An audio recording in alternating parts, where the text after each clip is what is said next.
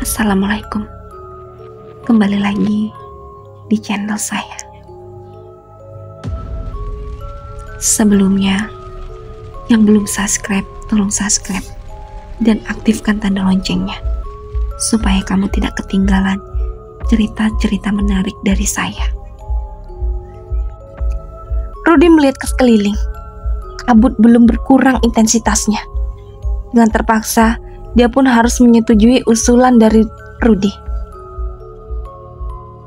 Ya udah, ayo, biarkan mereka tidur. Cukup kita yang kerja. Keduanya segera mendirikan tenda. Meski pandangan sangat terbatas, tak menghalangi mereka dalam bekerja. Tidak juga membangunkan yang lain, karena setelah ini ketiganya yang akan berjaga dan bekerja. Aku mau sholat dulu. Rudy telah menggelar sajadah dan bersiap untuk sholat zuhur yang sudah tertunda cukup lama. Rudy mulai bertakbir. Kabut seketika menghilang tanpa jejak. Wanda terkesiap melihat kabut yang tidak lagi menghalangi pandangan dan pergerakan mereka. Syukurlah, setidaknya malam ini gak akan terlalu dingin. Wanda masih tak menyadari apa yang sebenarnya terjadi di balik datang dan perginya kabut pekat itu. Kabutnya udah hilang, Wan? Tanya Rudy yang baru saja selesai sholat. Wanda tersenyum, lalu berkata, "Iya, kabut itu tiba-tiba aja hilang, gak tahu kemana."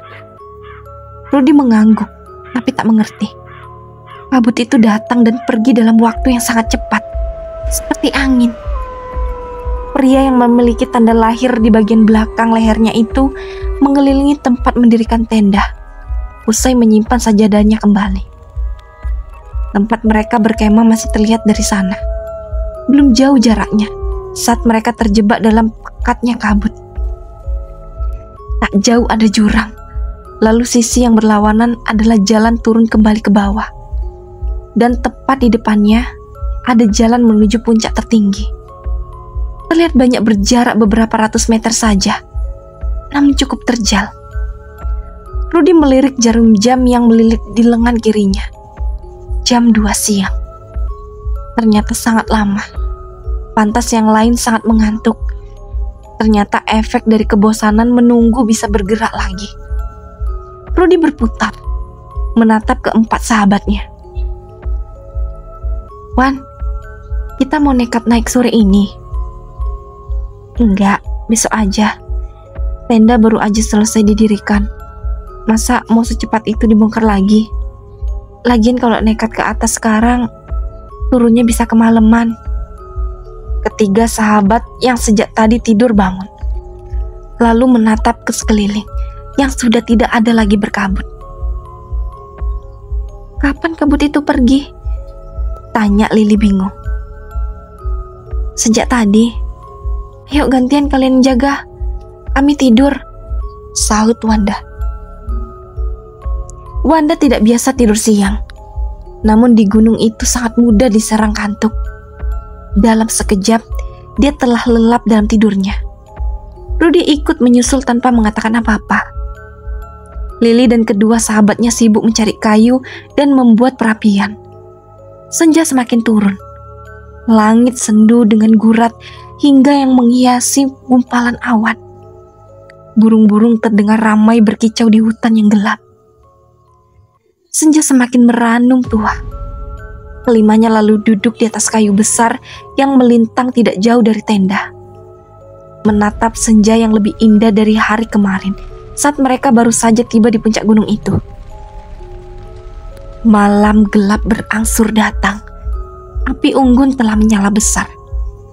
Kelimanya menghangatkan tubuh di depan perapian. Seakan lupa dengan insiden kemarin malam. Ada keraguan untuk bergembira di luar tenda.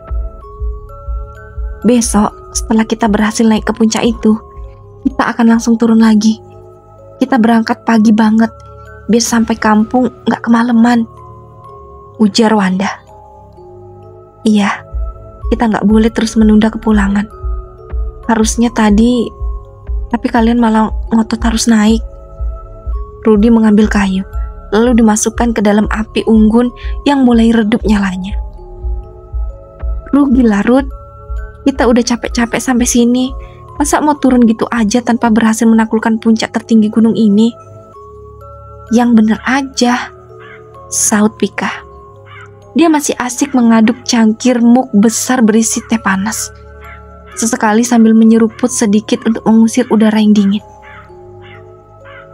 Kalau udah sampai puncak, baru puas ya, Neng. Wanda melirik Vika, seraya menaik turunkan alisnya menggoda gadis itu. Alismu kenapa? Tanya Vika ganti menggoda. Ya kamu mah gak peka. Ini aku lagi godain kamu. Masa gitu aja harus dijelasin? Wajah Wanda yang awalnya berseri seketika ditekuk. Vika tertawa melihat betapa lucunya ekspresi wajah Wanda yang sangat menggemaskan. Wajah Lili memanas. Keakraban tak biasa antara Wanda dan Vika membakar api cemburu di hatinya. Ingin rasanya dia lebih dulu mengatakan jika dirinya jatuh cinta pada lelaki itu. Sayang 1000 sayang, nyalinya tak sebesar itu. Dia hanya bisa gigit jari setiap kali keduanya berinteraksi mesra. Andai Wanda melihat cintaku, aku harus apa? Jika yang ada di mata dan hatinya hanya ada Vika, aku tak seberani itu untuk berebutnya. Bagaimana cara agar cintaku ini sirna? Batin Lili berbisik lirih. Kamu kenapa murung gitu, Li? Rupanya Vika menyadari perubahan wajah Lili. Dia tahu ada yang disembunyikan oleh sahabatnya. Gak apa-apa, aku cuma kepikiran kejadian kemarin malam. Aku harap malam ini gak akan ada kejadian seperti itu lagi. Aku juga kepikiran Pita. Apa benar dia adalah saudara kembarku? Lili berusaha mengalihkan pembicaraan agar tidak lagi melihat kemesraan Wanda dan Vika. Kewaspadaan keempat sahabatnya seketika kembali. Pandangan mereka mengitari tempat itu. Tidak ada apa-apa selain hanya kegelapan. Bulu kuduk mereka berdiri. Di balik kegelapan itu pasti banyak yang bersembunyi seraya mengawasi dari kejauhan. Mereka ibarat mangsa yang siap menjadi santapan andai itu adalah binatang buas. Gak akan ada apa-apa. Meski mengatakan itu, hati Wanda sedikit was-was. Bisa saja yang diucapkan Lili benar adanya. Apalagi dia juga telah membunuh ular besar kemarin malam. Kemarin waktu mau buang ular itu ke jurang, aku sekilas lihat ada mahkota di kepala ular itu. Rudy mengatakan apa yang sempat dilihatnya kemarin malam. Sesuatu yang belum sempat dia katakan mengenai keanehan ular itu. Kalian ingat matanya? Matanya menyala. Imbu Luki. Itu kan karena dia ada dalam kegelapan, makanya matanya menyala. Semua binatang juga gitu, mata mereka akan menyala dalam gelap. Vika menjelaskan secara ilmiah apa yang dikatakan oleh Luki. Iyakah? Tanya Luki ragu. Dia merasa sinar mata itu tidak biasa, sehingga dapat menggetarkan nyali bila menatapnya langsung. Iya, coba aja searching di internet kalau nggak percaya, ujar Vika sedikit ketus. Vika tipe orang yang sering merasa kesal bila ada yang meragukan ucapannya. Di sini mana ada sinyal? Luki bangkit, lalu meletakkan muknya yang telah kosong ke dekat kayu tempatnya duduk. Aku kebelet nih, Vika berbisik di dekat telinga Lili. Anterin ya. Kedua tangannya mengamit lengan kanan Lili. Aku gak berani. Lili menunjuk mukanya sendiri. Gadis berambut sepunggung itu menolak mengantarkan Vika. Kenapa, Vik? Tanya Wanda saat melihat kegelisahan Vika. Kebelet dia. saut Lili mewakili sahabatnya. Ya udah, ayo aku yang antar. Wanda berinisiatif menawarkan jasanya pada Vika. Tentu karena sudah tidak tahan, Vika menyetujuinya tanpa pikir panjang. Tempat yang dimaksud untuk buang air sekitar 50 meter di belakang tenda. Keduanya lekas berpisah dari kawanan. Sesegera mungkin, Vika mau menuntaskan hajat agar dapat cepat pergi dari tempat yang gelap itu. Vik, Wanda meraih tangan Vika usai gadis itu menyelesaikan hajatnya. Vika menoleh tanpa melepas tangan Wanda. Ada desiran dalam aliran darahnya disentuh oleh lelaki yang sangat dicintainya. Dalam diam selama ini. Kita baliknya nanti dulu. Aku mau bicara denganmu. Wanda menahan langkah Vika. Bahu gadis itu dipegangnya. Lalu tubuh Vika dihadapkan padanya. Ada apa?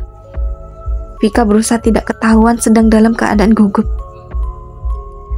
Mungkin ini terlalu lama, atau mungkin juga terlalu cepat untuk mengatakannya padamu. Belasan tahun kita bersama. Bukannya tak ada yang berbeda dalam hubungan persahabatan kita. Aku jatuh cinta padamu. Wanda mengungkapkan isi hati yang sangat lama disembunyikannya. Kamu serius atau cuma main-main? Vika tidak ingin jika ini hanya sebuah candaan seperti yang biasa mereka lewati.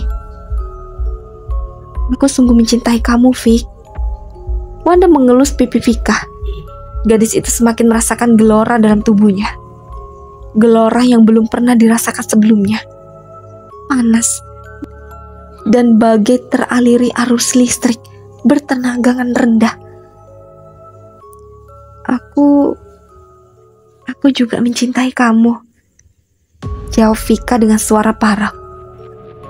Sungguh? Wanda memastikan apa yang baru saja dia dengar. Vika mengangguk. Refleks pria bertumbuh tinggi itu memeluk erat tubuh Vika yang tengah berusaha mati-matian mengendalikan getaran aneh dalam tubuhnya. Jantungnya berdetak lebih kencang dari biasanya. Vika tahu ini tidak normal, tetapi gadis itu menikmati hangatnya pelukan lelaki yang sangat dipujanya. Wanda mengecup kening gadis yang tengah berada dalam dekapannya. Belum puas, kecupannya perlahan turun ke pipi, lalu ke bibir gadisnya. Vika membalas kecupan itu hingga gelora semakin memanas. Kemesraan antara Wanda dan Vika terus berlanjut. Asmara membuai keduanya dalam gelora yang membuat tubuh yang tidak lagi dapat terkendali. Vika membalas setiap sentuhan lembut Wanda dengan gairah yang tak kalah membara. Gimana kalau aku hamil, Nda? Tanya Vika di antara desahannya yang kian berat. Kita akan segera menikah begitu pulang dari sini. Janji Wanda melegakan hati Vika yang masih terbuai kenikmatan semu surga dunia. Dalam keremangan malam dari pancaran sinar rembulan, Lili menyaksikan pergulatan mesra kedua sahabatnya. Hatinya terbakar cemburu. Sakit bagai tertusuk sembilu. Teriris hingga hanya tertinggal cecahan kecil. Hancur berkeping-keping semua cinta yang dia punya untuk lelaki yang tengah memadu kasih dengan wanita yang tak kalah cantik darinya. Tak mampu terus menyaksikan kemesraan yang menyakiti mata dan hatinya, Lili kembali ke tenda. Tanpa sepatah kata pun, gadis itu masuk dalam tenda dan menangis di sana. Ada apa dengan Lili? Kenapa tiba-tiba dia masuk tenda tanpa permisi? Rudy merasa ada yang ganjil pada Lili, karena tak biasanya muram. Lelaki yang tengah menikmati hangatnya kopi menatap pintu tenda yang dibiarkan tidak dikunci. Iya, sebentar, aku tanya dulu. Lucky bangkit mendekati tenda, lalu memanggil nama Lili. Li, kamu kenapa? Tanyanya dengan sedikit melongok ke dalam tenda, tempat Lili berbaring berselimut tebal. Gak apa-apa, aku cuma sakit perut. Biasalah nyeri haid, Luke. Aku istirahat duluan ya. Suara Lily terdengar serak, menahan tangisnya agar tidak ketahuan bila sedang terluka. Kamu sepertinya lagi nangis. Apa sakit banget? Lucky cukup khawatir. Di matanya, wanita adalah makhluk yang rapuh. Makhluk yang selalu butuh sentuhan bila tengah tidak baik-baik saja. Iya, cuma perlu tidur kok. Nanti juga sembuh sendiri. Lily kembali berbohong. Cerita patah hati ini cukup dia saja yang tahu dan rasa.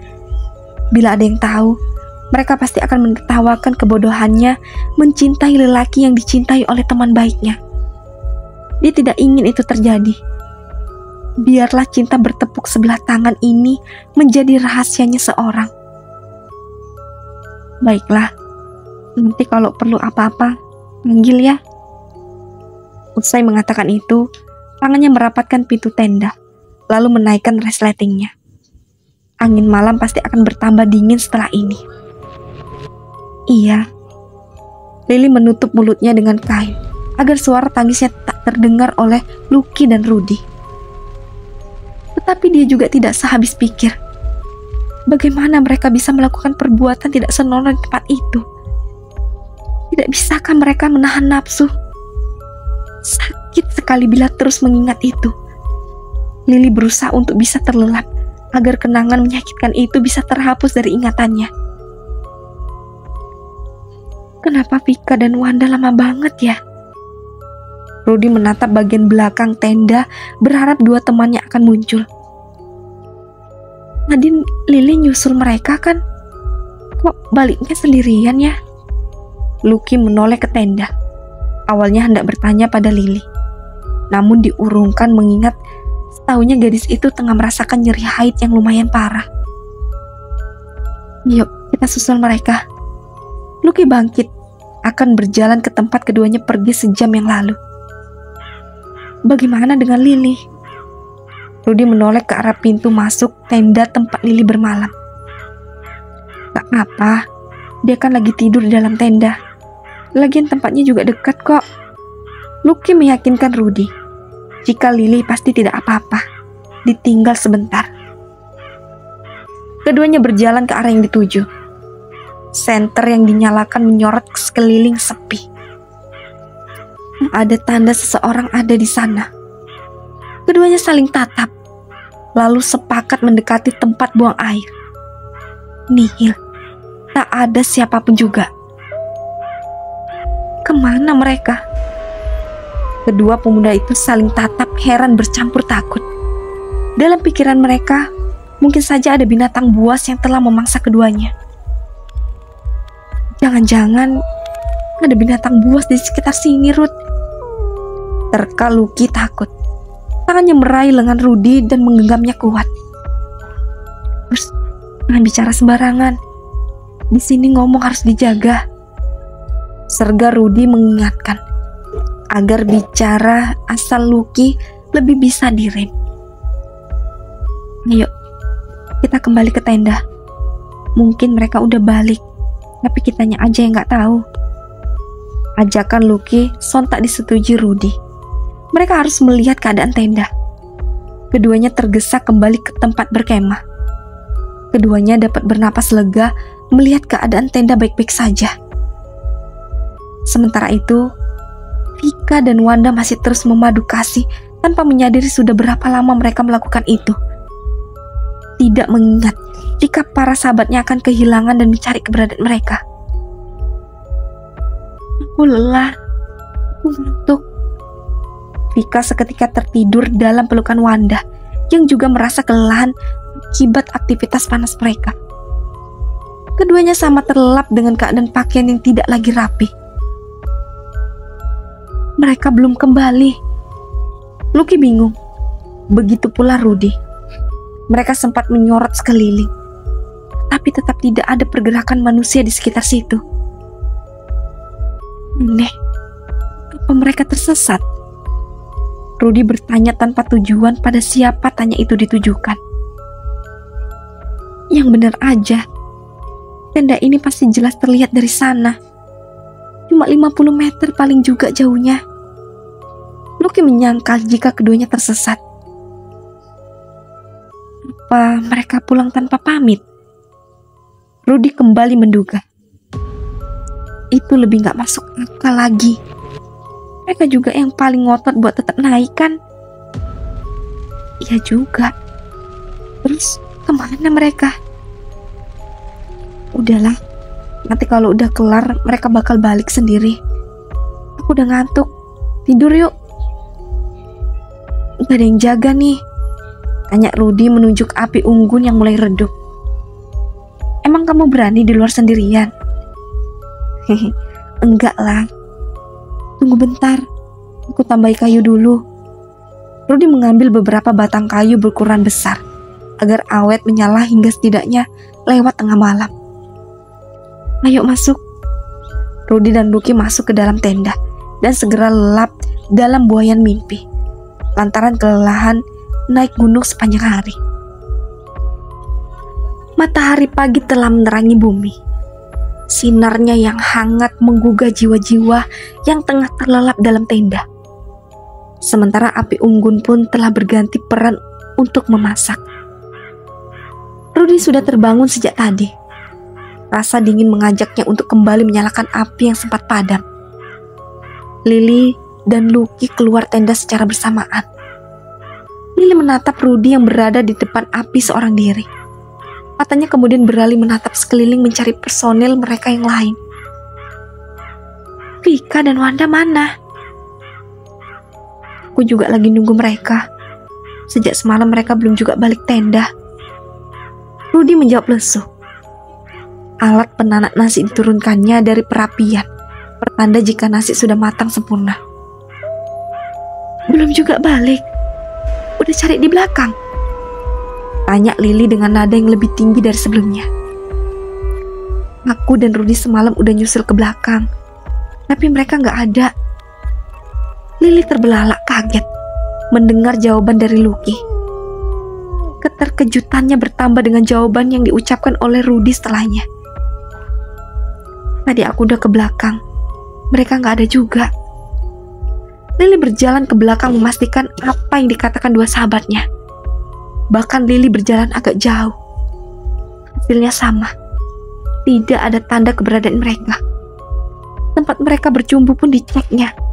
Hanya tertinggal rerumputan yang rusak oleh perbuatan zina sepasang kekasih itu. Gimana? Ada? Lucky muncul diikuti Rudy di belakangnya. Aneh. Semalam aku melihat mereka bercumbu di sini. Gumam Lily seraya menatap dan memutari bekas Vika dan Wanda bercumbu. Apa? Teriak Rudy dan Lucky bebarengan, tak menyangka dengan ucapan Lily. Iya, mereka baru aja jadian. Mereka bermesraan di sini. Aku balik lagi karena takut ketahuan udah melihat mereka. Gila. Bagaimana bisa mereka melakukan itu di sini? Kenapa pula kamu gak ngomong? Rudy berteriak frustasi.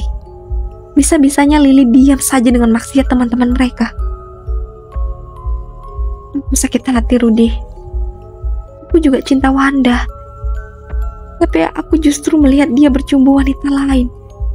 Dan parahnya wanita itu sahabatku sendiri. Lily berteriak sambil menangis. Hatinya remuk, tetapi masih ditimpa kesalahan. Kedua tangannya menutup wajah yang telah basah oleh air mata. Sesak dadanya kian bertambah pula, hingga seperti kehabisan udara. Lalu kemana mereka sekarang? Tanya Rudy yang hanya disambut gelengan dan air mata kesedihan juga ketakutan. Gak mungkin mereka pulang lebih dulu. Lihatlah, semua perlengkapan mereka masih utuh. Apa mungkin mereka udah duluan naik puncak tertinggi? Lily menunjuk sebuah barang Vika yang tidak berkurang sama sekali.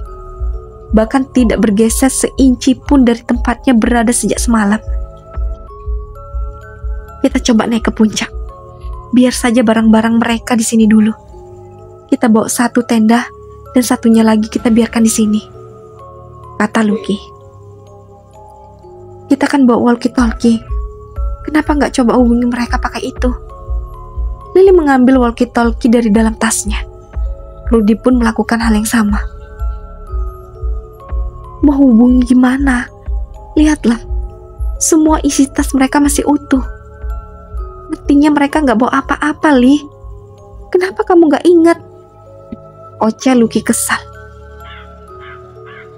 Ya, hubungi pos pendakian atau siapapun yang bisa menyahut gelombang suara kita, sahut Lily.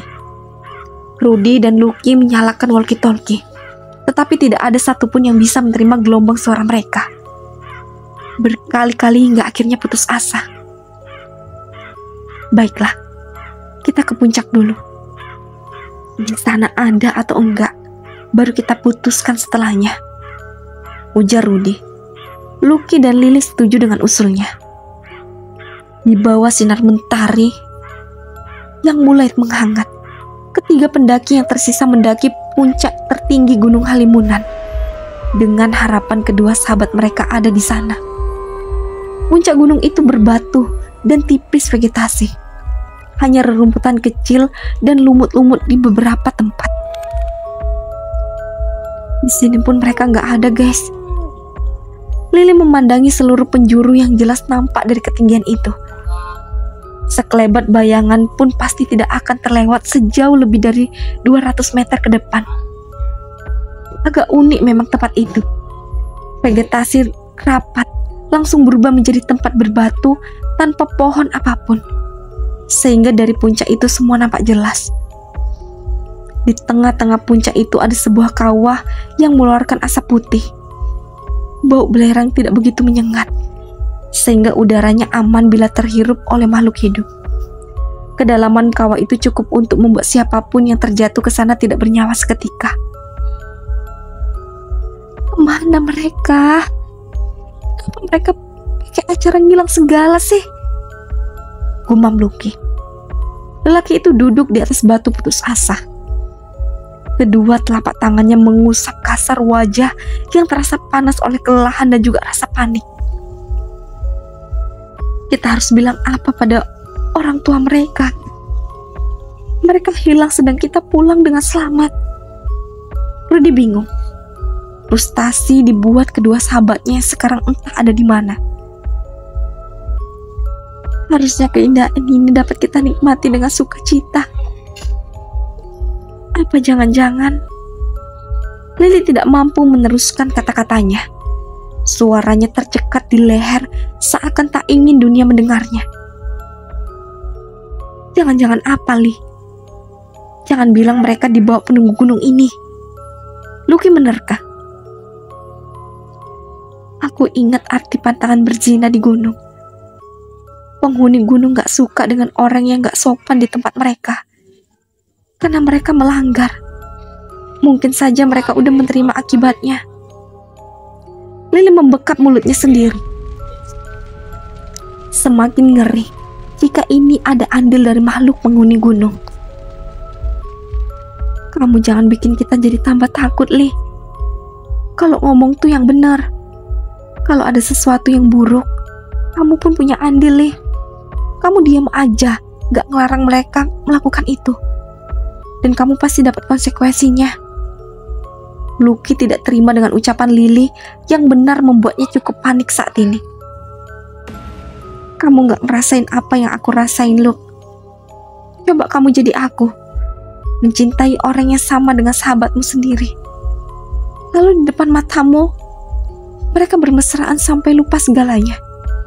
Mau gimana kamu? Mau gimana? Lily berteriak tidak terima seraya menunjuk wajah tampan Lucky. Seketika, tubuh Lily melemas dan meluruh hingga bersimpu di atas bebatuan. Lily menangis sesenggukan menyesali segala yang telah terjadi. Andai waktu bisa diulang, dirinya ingin tidak pernah berjumpa Wanda selamanya. Pria itu membawa masalah dalam hidupnya yang juga bermasalah. Apa yang akan kamu lakukan, Luke? Tanya Lily di antara derai air mata yang menyesakkan dada.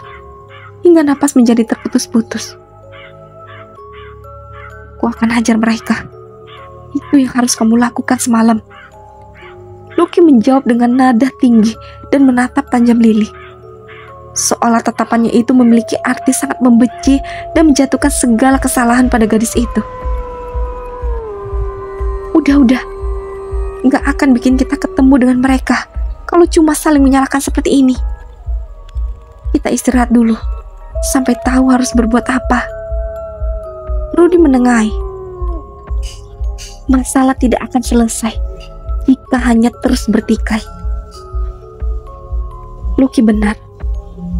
Harusnya aku melarang mereka, bukan malah pergi membiarkan mereka berbuat zina. Aku bodoh banget. Aku tolol.